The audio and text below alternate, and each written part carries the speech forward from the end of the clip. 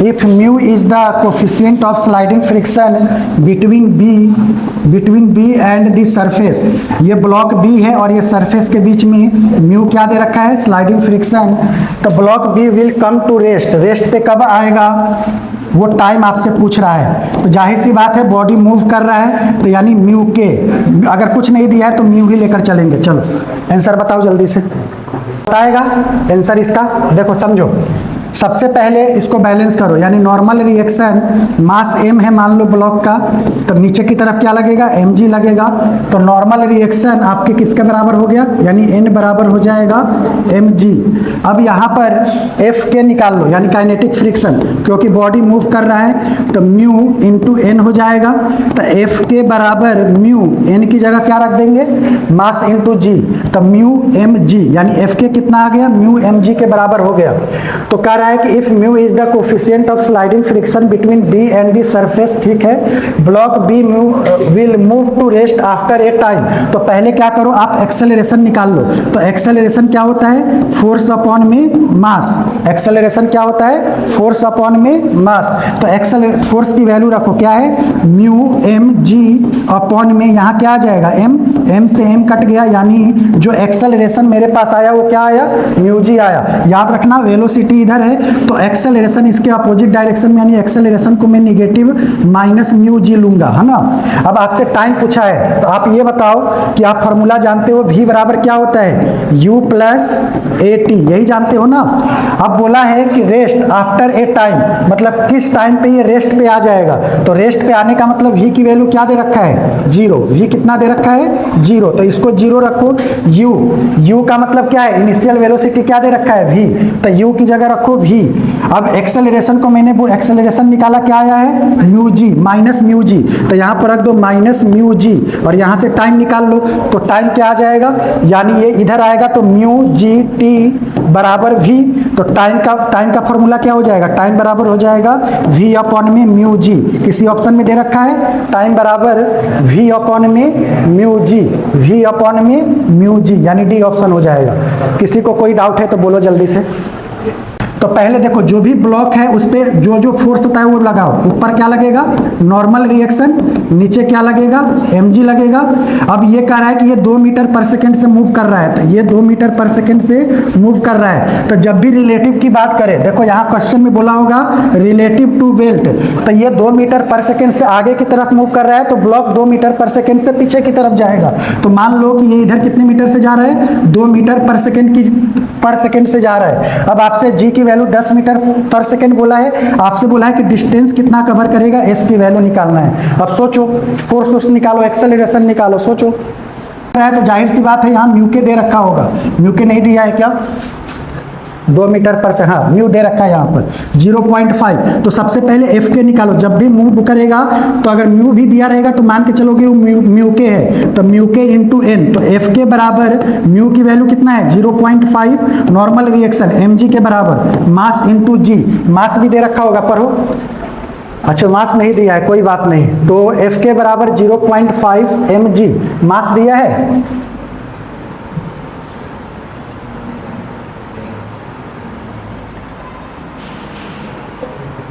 कोई बात नहीं, तो एफ के इतना रखो, एफ के बराबर कितना आ गया 0.5 इंटू mg। एक्सेलरेशन निकालो, एक्सेलरेशन बराबर क्या हो जाएगा, एफ के अपॉन में, एक्सेलरेशन बराबर एफ के अपॉन में मास, एफ के की वैल्यू रखो, एफ के क्या है 0.5 mg अपॉन में m, तो m से m कट गया, g की वैल्यू बताओ कितना लेंगे 10, तो g की जगह 10 रखो, 0.5 इंटू 10, यानी ये आ जाएगा 5 metre per second square. Acceleration तक में किसी को डाउट नहीं होना चाहिए, कुछ नहीं करना होता है, बिल्कुल आसान हो जाएगा अगर थोड़ा सा कॉन्सेप्ट जानते हो। सबसे पहले फ्रिक्शन फोर्स जानते हो कि क्या होता है, म्यू के एन होता है, बॉडी अगर ऐसे है तो नॉर्मल रिएक्शन हमेशा mg के बराबर होगा। म्यू की वैल्यू आपको क्वेश्चन में दिया रहेगा, म्यू की वैल्यू रख दिया 0.5 mg, मास नहीं दिया था, कोई बात नहीं। एक्सेलरेशन हम जानते हैं कि एफ के अपॉन में m होता है, एफ के की वैल्यू रख दिया, नीचे m रखा, m से m कट गया, यहाँ से मैं एक्सेलरेशन निकाल दिया, तो पहला स्टेप सबको समझ में आ गया। अब s निकालना है, तो s बराबर फॉर्मूला क्या होता है बताओ, s बराबर आप यहाँ से ये फॉर्मूला लगा सकते हो V square minus U square बराबर 2as, लेकिन मैं शॉर्ट ट्रिक बता दे रहा हूँ, s बराबर आप यू स्क्वायर अपॉन में 2a फॉर्मूला लगाओ और बताओ s कितना आ रहा है, ये फॉर्मूला लगाओ। देखो क्वेश्चन पढ़ोगे तो कुछ ना कुछ आपको दिखेगा, कांस्टेंट स्पीड दे रखा है, लगाओ फॉर्मूला और बताओ आंसर। 0.4, good, 0.4 metre. तो s बराबर u की जगह मैं क्या रखूंगा 2 मीटर पर सेकेंड, 2 गुने 2 अपॉन में 2 इंटू 5, तो 2 से 2 कट गया, 2/5 का मतलब होता है 0.4 मीटर। कहाँ से क्वेश्चन हार्ड है? अब इतना तो इससे हो सकता है कि इससे हार्ड ही पूछे, ये जो मैं लेवल लेके आया हो सकता है पेपर टफ बनाए तो इससे हार्ड ही पूछे, लेकिन पेपर अगर मॉडरेट बनाएगा तो ऐसा ही क्वेश्चन देगा, और इजी भी देगा तो अगर पढ़े रहोगे तो इजी क्वेश्चन हो पाएगा। तो मैं उस टाइप का लाया हूँ कि पेपर जैसा भी बनाए क्वेश्चन करके आओगे। इस क्वेश्चन में किसी को डाउट है? कुछ नहीं करना था, जहाँ रिलेटिव बोले जो बेल्ट का स्पीड दे रखा है उस ब्लॉक पे 2 मीटर पर सेकेंड इधर चिपका दो। उसके बाद क्या करेंगे, नॉर्मल रिएक्शन mg के बराबर कर देंगे। सबसे पहले बॉडी अगर मूव कर रहा है तो काइनेटिक फ्रिक्शन निकाल लो, काइनेटिक फ्रिक्शन जैसे ही निकालोगे एक्सेलरेशन निकाल लो, एक्सेलरेशन निकालने के बाद इक्वेशन ऑफ फ्री मोशन का जो फॉर्मूला है वो याद रखो, देखो कि क्या दिया है और क्या पूछ रहा है। समझ में आ गया? क्वेश्चन नंबर 3 सब लोग ट्राई करो। ये तो एफ के बराबर क्या हो जाएगा, देखो नहीं दिया है तो म्यू इंटू एन लगाओ, तो म्यू की वैल्यू कितना है 0.5। अरे फ्रिक्शन का क्वेश्चन सही करके आओगे, अगर आज की क्लास को ईमानदारी से घर सही करके आओगे तो ठीक है। देखो 0.5, एन की जगह क्या रखेंगे मास कितना दे रखा है 10, जी की वैल्यू 10 बोला है लेने के लिए, ले लो 10, पॉइंट से पॉइंट काटो, ये कितना आ जाएगा 50 न्यूटन, यानी ये 50 न्यूटन आ गया, यानी एफ के कितना लग रहा है 50 न्यूटन, यानी बॉडी इधर जा रहा है तो इधर लग रहा है 50 न्यूटन, और हम फोर्स कितना लगा रहे हैं 100 न्यूटन। तो एक्सेलरेशन क्या हो जाता है, एक्सेलरेशन याद रखना नेट फोर्स अपॉन में नेट मास कितना है 10, नेट फोर्स बताओ कितना हो जाएगा 50, क्योंकि 100 में से 50 को माइनस कर रहे हैं तो 50 अपॉन में 10, 5 मीटर पर सेकेंड स्क्वायर से इज द राइट आंसर। अब बताओ ये नीट का ही क्वेश्चन है, तो मान लो कि अगर प्रिपेयर कर रहे हो, लगे हुए हो, पेपर इजी आ गया तो आराम से फोड़ के आओगे ऐसे क्वेश्चन को, अगर क्लास में सीरियसली पढ़ रहे हो तब। चलो ये सबको समझ में आ गया। चलो तो नेक्स्ट क्वेश्चन। अच्छा मैं अभी टाइम है मेरे पास तो एक ऐसा ही क्वेश्चन दूं क्या? नहीं, टाइम हो जाएगा। चलो ये क्वेश्चन करो, 4th मास है और ये क्या है m1 मास है। जब इस टाइप का बॉडी हैंग करेगा तो एक्सेलरेशन निकालने का फॉर्मूला बताया था, जो बॉडी मास नीचे की तरफ है इसमें से m2g में से क्या माइनस कर दोगे m1g को, लेकिन m1 देखो ये सरफेस के साथ क्या है चिपका हुआ है, इसका मतलब काइनेटिक फ्रिक्शन आएगा, तो इसको मैं क्या लिखूंगा म्यू के m1g अपॉन में एक्सेलरेशन है, तो फोर्स को मैंने ऊपर बैलेंस कर दिया, नीचे क्या आ जाएगा टोटल मास, यानी m1 प्लस m2 आ गया। अब यहाँ पर पहले एक्सेलरेशन आपसे बोला था when the block A is sliding on the table the tension in the string, यानी आपसे टेंशन की बात कर रहा है, तो पहले तो एक्सेलरेशन सब लोग समझ गए कि एक्सेलरेशन यही आएगा। अब इसके बाद बताओ कि आगे कैसे करेंगे, सोचो।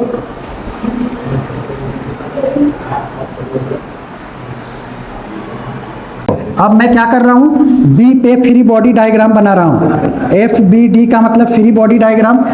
तो नीचे की तरफ क्या लगेगा, देखो बॉडी नीचे की तरफ आ रहा है तो नीचे की तरफ लगेगा वेट m2g माइनस कर लो टेंशन, माइनस टेंशन बराबर फोर्स क्या हो जाएगा m2 इंटू a। इतनी बात सबको समझ में आया। बॉडी को मैंने मान लिया कि बॉडी नीचे मूव कर रहा है तो नीचे मूव कर रहा है, तो नेट फोर्स करेंगे तो m2g माइनस टेंशन को माइनस करवा देंगे और हमेशा उसको फोर्स के बराबर रखेंगे, तो फोर्स होता है m2a। थोड़ा सा मुश्किल है, अब इस a की वैल्यू यहाँ पर डालोगे और टेंशन निकालोगे, तो मैं बता दे रहा हूँ कैसे निकालोगे। एक काम करो t को उधर ले जाओ, तो ये t प्लस था तो माइनस हो गया, m2g माइनस m2, a की वैल्यू बताओ क्या रखूंगा, a की वैल्यू रखूंगा m2g माइनस म्यू के m1g अपॉन में m1 प्लस m2। जब इसको सिंप्लीफाई करोगे तो कोई ना कोई ऑप्शन आएगा। एक बार आप लोग, मैं चाह रहा हूं कि इसको सिंप्लीफाई करके आप लोग ऑप्शन बताओ, इतना से तो कर ही सकते हो, इधर उधर करके बताओ कौन सा ऑप्शन आएगा। बस टेंशन आया हुआ है, बस एलसीएम लेके सिंप्लीफाई करो।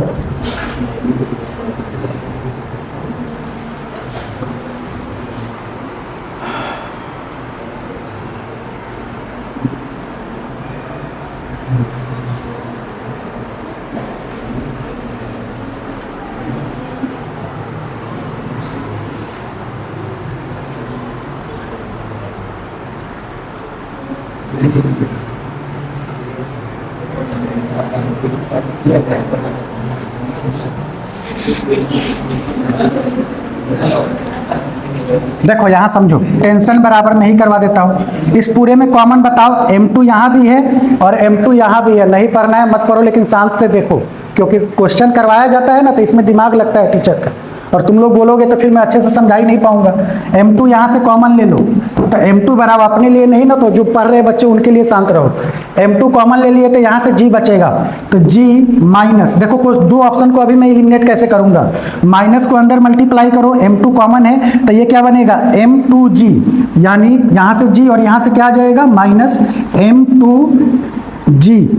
G भी कॉमन ले सकते थे। चलो अब ये माइनस है और ये माइनस माइनस क्या हो जाएगा, प्लस, तो प्लस हो गया। यहाँ पर क्या, M2 तो कॉमन था, यानी यहाँ पर हो जाएगा म्यू के M1G, म्यू के M1G।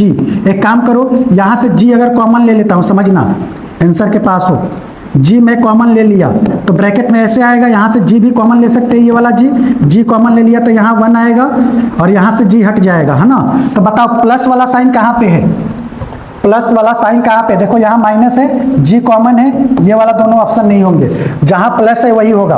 प्लस में देखो यहाँ पर नीचे क्या आ जाएगा, जब एलसीएम लोगे तो M1 प्लस M2, तो M1 प्लस M2 दोनों में है, यानी यहाँ पर म्यू भी आ रहा है, कॉमन लेने के बाद M1 M2 म्यू भी आ रहा है। थोड़ा सा घर पे सिंप्लीफाई करोगे तो इसका ऑप्शन जो आएगा आपका C आएगा।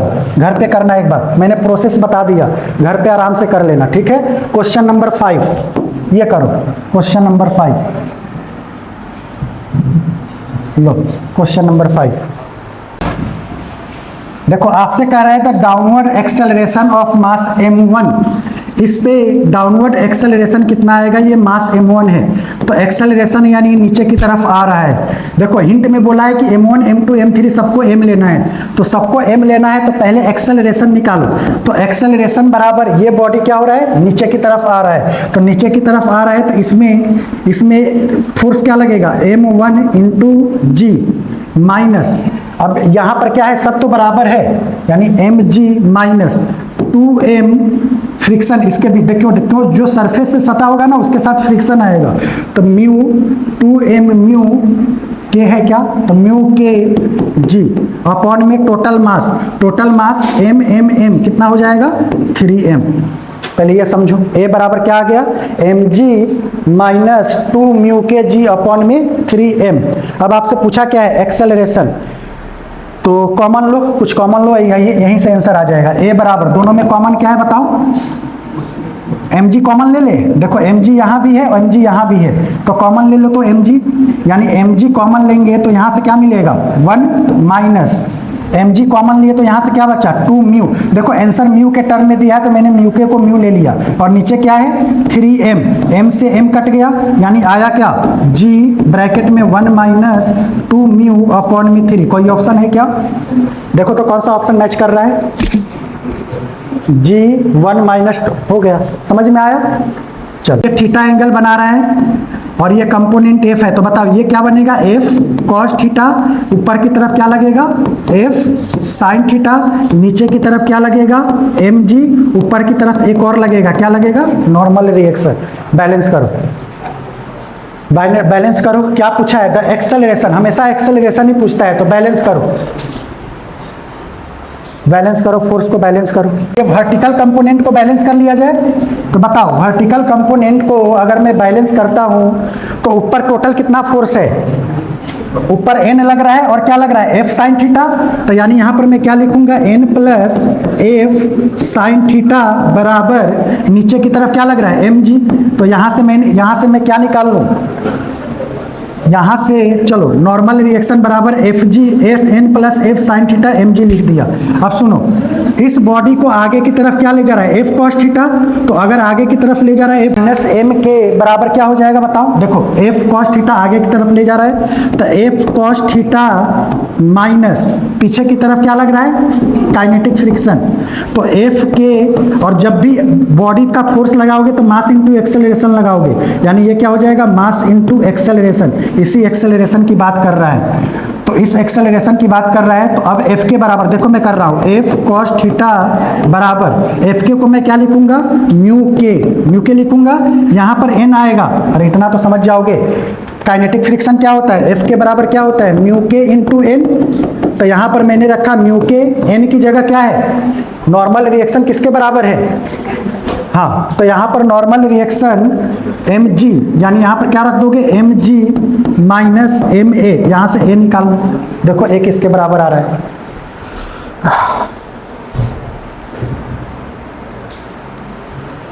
थोड़ा सा डिफिकल्ट है। अब इस mg की वैल्यू ये वाला उठा के इसमें डालो, f cos theta minus mu के, mg की जगह बताओ क्या रखूंगा, n plus f sin theta बराबर ma। समझ रहे हो नीट निकालने के लिए कितना पढ़ना पड़ता है, तुम लोग मजे में ले रहे थे ना पूरे साल, अब मेहनत करो। अब यहाँ से एक्सेलरेशन निकाल लो, तो एक्सेलरेशन निकालोगे तो कॉमन उमन लेके देखो, इतना तो दिमाग चल रहा है कि टर्म ज़्यादा है, टर्म ज़्यादा है तो छोटा वाला टर्म होगा नहीं, ऐसे भी मार सकते हो सी ऑप्शन, लेकिन घर पे जाके इसको एक बार देखना, ठीक है। क्वेश्चन नंबर कौन सा था, 6। अब ये थोड़ा कंसेप्चुअल क्वेश्चन है, मैं चाह रहा हूँ कि आप लोग पढ़ो और आंसर बताओ, आंसर बताओ। देखो आपसे बोला है which one of the following statement incorrect बोला है, तो rolling friction smaller than sliding friction, ये बात सही कह रहा है, रोलिंग फ्रिक्शन कम होता है स्लाइडिंग फ्रिक्शन से। बी ऑप्शन कह रहा है limiting value of static friction is directly proportional to normal reaction. अभी आप लोग पढ़े थे लिमिटिंग फ्रिक्शन क्या होता है, एफ एल म्यू के एन, तो एन के डायरेक्टली प्रोपोर्शनल होता है, यानी ये भी स्टेटमेंट सही बोल रहा है। सी ऑप्शन कह रहा है frictional force opposes the relative motion, ये भी सही है, तो जाहिर सी बात है तीनों सही है, तो गलत कौन सा होगा, ये तो हमसे गलत पूछा था इसलिए यही आंसर होगा। समझ में आया। चलो तो क्वेश्चन नंबर 7 के बाद क्वेश्चन नंबर 8 बिल्कुल आसान क्वेश्चन है, पहले मैं चाह रहा हूं कि आप लोग करो। पहला केस लेना है जब फोर्स 10 न्यूटन इस पे अप्लाई कर रहे हैं, फोर्स कितना न्यूटन अप्लाई कर रहे हैं, 10 न्यूटन। तो आपसे पूछा है कि एक्सेलरेशन कितना होगा, फ्रिक्शन फोर्स कितना होगा और एक्सेलरेशन कितना होगा। पहला केस ले लिया कि इस पे मैंने 10 न्यूटन का फोर्स लगाया, तो करो एक्सेलरेशन कब आएगा बताओ, जब बॉडी क्या होगा, मूव करेगा। एक्सेलरेशन कब आएगा, जब बॉडी मूव करेगा। तो सबसे पहले आप मैक्सिमम स्टैटिक फ्रिक्शन निकालो, तो मैक्सिमम स्टैटिक फ्रिक्शन यानी एफ एस बराबर फॉर्मूला क्या हो जाएगा, म्यू एस इंटू एन, यही होगा ना। अब एन का मतलब नीचे क्या लग रहा है 2g, नीचे क्या लग रहा है 2g और ऊपर क्या लग रहा है नॉर्मल रिएक्शन।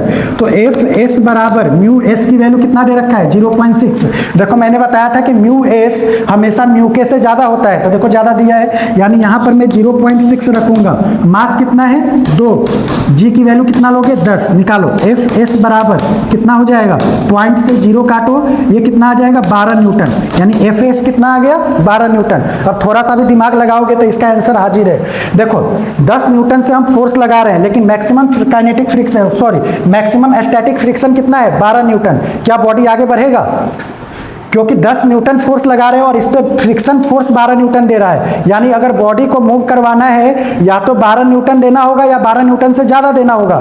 तो इस केस में जब 10 न्यूटन लगा रहे हैं तो एक्सेलरेशन कितना आ जाएगा, बॉडी मूव नहीं कर रहा है, एक्सेलरेशन कितना आ गया 0। अगर आज से कहेगा कि स्टैटिक फ्रिक्शन बताओ, इसमें बहुत बच्चे फंसेंगे, स्टैटिक फ्रिक्शन कितना आएगा, स्टैटिक फ्रिक्शन कितना आएगा, ऑप्शन दो।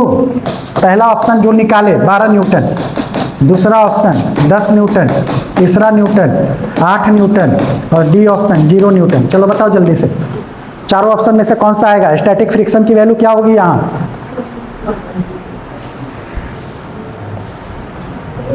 अरे तुम लोगों के रिजल्ट निकालने के लिए मैं बहुत मेहनत करके आता हूँ, तुम लोग कुछ नहीं समझ रहे हो कि टीचर की मेहनत क्या होती है। क्वेश्चन को सिलेक्ट करके लाना, कैसे समझाना है, क्या करना, वो सब एक टीचर करके आता है, लेकिन तुम लोग चलो कोई बात नहीं। देखो 10 न्यूटन, मैंने क्या बोला था कि स्टैटिक फ्रिक्शन जो होता है सेल्फ एडजस्टिंग फ्रिक्शन होता है। तो 12 न्यूटन लगा रहा है, लेकिन मैं 10 न्यूटन लगा रहा हूं ना, तो ये भी कितना लगा देगा 10 न्यूटन, यानी जो आंसर आएगा इसका 10 न्यूटन आएगा। अब सेम कॉन्सेप्ट लगाओ और F इक्वल टू 20 न्यूटन पे बताओ कि एक्सेलरेशन कितना आएगा। सब लोग करो, 20 न्यूटन पे एक्सेलरेशन कितना आएगा।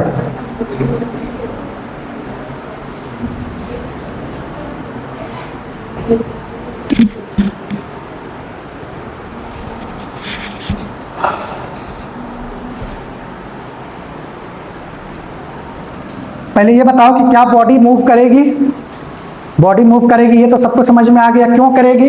क्योंकि मैक्सिमम स्टैटिक फ्रिक्शन कितना है? 12 न्यूटन है। चाहे इसमें निकाल, बॉडी तो वही है ना, तो स्टैटिक फ्रिक्शन कितना है? 12 न्यूटन है। अब यहाँ पर मैं फोर्स कितना लगा रहा हूँ? 20 न्यूटन। जाहिर सी बात है कि स्टैटिक फ्रिक्शन से ज्यादा फोर्स लगा रहा हूँ, यानी बॉडी क्या करेगा? मूव करेगा। सुनो ध्यान से, जब भी बॉडी मूव करेगा तो उस केस में काइनेटिक फ्रिक्शन निकालना कंपलसरी हो जाता है, क्योंकि बॉडी मूव कर रहा है तो क्या आएगा? Kinetic friction. काइनेटिक फ्रिक्शन कैसे निकालेंगे? एफ के बराबर, सब लोग बोलो, म्यू के इंटू एन। जल्दी से बताओ कितना आएगा? म्यू के की वैल्यू क्या दे रखा है? 0.4। Normal reaction M G, M कितना है? 2, जी की वैल्यू 10। 0 से पॉइंट को काटो, कितना आया? 8 न्यूटन। बस काम खत्म। यानी अब जो बॉडी में लग रहा है वो कौन सा फ्रिक्शन लग रहा है? काइनेटिक फ्रिक्शन लग रहा है। तो देखो 20 न्यूटन का फोर्स मैं इधर लगा रहा हूं, माइनस कौन सा फ्रिक्शन करूंगा?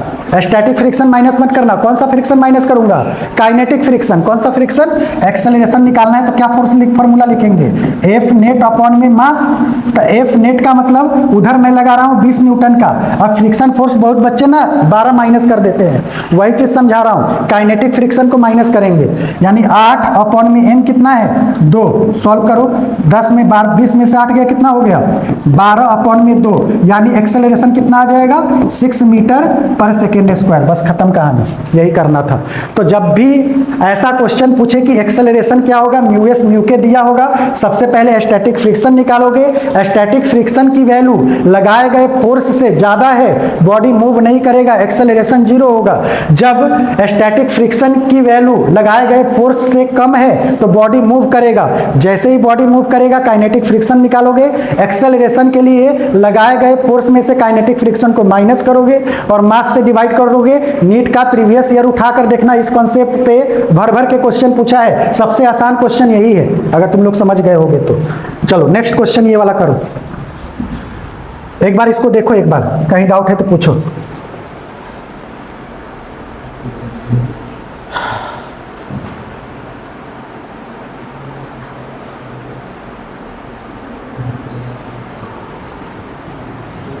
टाइम ही नहीं रहता है कि मैं ऐसा ही क्वेश्चन करवा पाऊँ, है ना। चलो कोई बात नहीं, ये वाला क्वेश्चन करो तो पढ़ो, एक बार पढ़ो। डायग्राम देख के दौड़ो मत, पढ़ो क्या बोला है। Block of mass 1 kg lie on a horizontal surface in a trunk. The coefficient of static friction between block and surface, यानी म्यू एस की वैल्यू दे रखा है 0.6। जो बोला वो लिख दो। If the acceleration of the trunk is 5 metre per second square, यानी ये 5 मीटर पर सेकेंड स्क्वायर से ये मूव कर रहा है, 5 मीटर पर सेकेंड स्क्वायर से। तो the frictional force acting on the block is, frictional force कितना होगा? देखो कोई एंगल नहीं है, कुछ नहीं है, तो नीचे क्या लगेगा? 1 kg का है तो क्या लगेगा? 1g। ऊपर क्या लगेगा? Normal reaction. तो सबसे पहले स्टैटिक फ्रिक्शन दिया है तो एफ एस निकालो। एफ एस बराबर क्या होगा? Mu S into N. निकाल के बताओ जल्दी से। म्यू एस इंटू एन 6 आ रहा है ना, तो बोलो ना। तो म्यू के की वैल्यू कितना रखेंगे? 0.6, सॉरी यहाँ गलती से मैंने म्यू के लिख दिया था। 0.6 इंटू एन, एन का मतलब 1g, 1 इंटू जी का मतलब 10, पॉइंट से पॉइंट कटा 6 न्यूटन। अब समझो ध्यान से, देखो मास इसके पास कितना है? 1 kg। कितने एक्सेलरेशन से मूव कर रहा है? 5 मीटर पर सेकेंड स्क्वायर से। तो इसका फोर्स को निकाल लोगे। फोर्स क्या होता है? Mass into acceleration. मास है आपका 1, ए की वैल्यू कितना रखेंगे? 5, यानी ये कितना आ गया? 5 न्यूटन। समझो बॉडी पे लग रहा है फोर्स कितने न्यूटन का? 5 न्यूटन का। और स्टैटिक फ्रिक्शन कितना आ रहा है? 6 न्यूटन का। ये जो बोल रहा है ना कि 5 मीटर पर सेकेंड स्क्वायर से मूव कर रहा है, तो क्या ये सही बोल रहा है? बॉडी पे फोर्स जो है 5 न्यूटन का लग रहा है और ये लग रहा है 6 न्यूटन का। तो यहाँ पर स्टैटिक फ्रिक्शन क्या है? ज्यादा है लगाए गए फोर्स से, तो क्या बॉडी मूव करेगा? नहीं करेगा। इसका मतलब बताओ कौन सा ऑप्शन होगा? 6, 5, 2.5, 20, कौन सा होगा? टेस्टिंग होता है, जितना फोर्स लगाओगे उतना ही फोर्स ये लगा देगा। तो 5 न्यूटन का लगा रहा है ना, निकाले हो 6 न्यूटन। 6 न्यूटन टिक नहीं करना, गलत हो जाएगा। 5 न्यूटन। स्टैटिक फ्रिक्शन हमेशा सेल्फ एडजस्टिंग फ्रिक्शन होता है। तो अगर बॉडी मूव नहीं कर रही है तो तुम जितना फोर्स लगाओगे ना वही फोर्स आंसर होता है। जैसे मान लो यही केस में समझा रहा हूँ, इसके पास 6 न्यूटन का फ्रिक्शन है, अगर मैं इस पे 5 न्यूटन का फोर्स लगा रहा हूं तो ये भी मेरे पे कितना लगाएगा? 5 न्यूटन का। तो 6 होते हुए भी वो कितना लगा रहा है मेरे पास? मेरे को 5 लगा रहा है, तो आंसर आएगा 5 न्यूटन। ठीक है, नेक्स्ट क्वेश्चन। चलो इसका आंसर बताओ। इसमें एक्सेलरेशन का मतलब क्या होता है? Metre per second square, unit से पकड़ो, मीटर पर सेकेंड स्क्वायर। यहाँ पर देखो मास आ गया, यहाँ जी आ गया, होगा नहीं, क्योंकि जी एक्सेलरेशन के बराबर होता है। मास इसके साथ एडिशनल ले रखा है म्यू, ये यूनिट लेस होता है। जो कोफिशिएंट ऑफ फ्रिक्शन होता है वो यूनिट लेस होता है, तो ये ऑप्शन होगा नहीं, जहाँ मास लगा है उसको हटाओ। अब यहाँ दो ऑप्शन में फंसोगे, तो दो ऑप्शन में फंसोगे तो जहाँ इक्वल वाला साइन दिया होगा उसी को लगा देना। समझ में आया? तो दो ऑप्शन को एलिमिनेट करके मैंने तीसरा बता दिया ना। टाइम कम है, ये लास्ट क्वेश्चन होगा, क्वेश्चन नंबर 11। मैं चाह रहा हूं कि पहले आप लोग करो, ये लास्ट का मास दे रखा है कि ये 2 kg है, और ये मास नहीं पता। चलो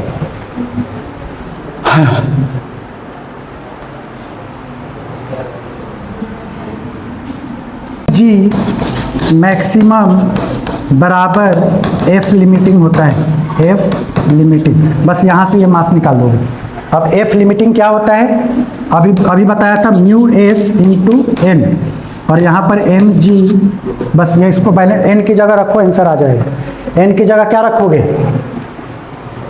ये एन की जगह इसमें लगा रहा हूँ, फ्रिक्शन यहीं पे दिया है ना, इसमें तो कोई फ्रिक्शन है नहीं, तो फ्रिक्शन यहाँ यानी नॉर्मल रिएक्शन यहाँ पे लगेगा, तो लगाओ एम जी बराबर म्यू एस की वैल्यू कितना है? 0.2। एन का मतलब मास कितना है? 2 kg, तो 2 जी का मतलब जी, तो जी से जी कट गया, कितना आ रहा है? मास कितना आ रहा है?